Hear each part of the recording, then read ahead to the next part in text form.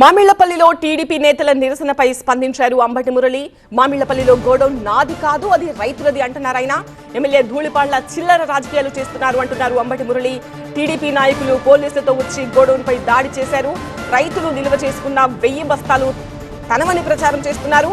రైతులవి కావు నావని నిరూపిస్తే ఆ నిల్వలు ధూళిపాళ్ల తీసుకుపోవచ్చు అని మురళి అంటున్నారు. ధూళిపాళ్ల నరేంద్ర తన తెలుగుదేశం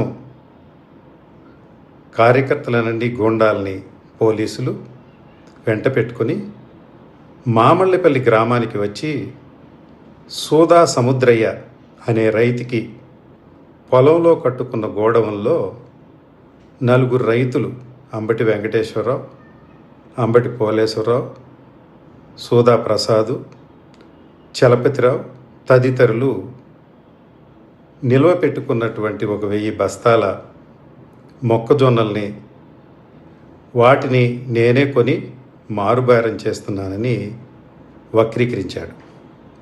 సరే, నువ్వు ఇంత చిల్లర రాజకీయవేత్తవని నేను ఎప్పుడు భావించలేదు.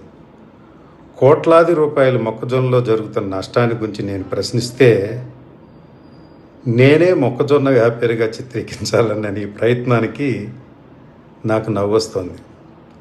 అది రైతులది అని అక్కడ రైతులు చెబుతున్నా వినిపించుకోవడం లేదు. అది ఖచ్చితంగా రైతులదని నిరూపణ అవుతుంది. దాంట్లో మారుబేరగాడు ఎవరూ లేరు.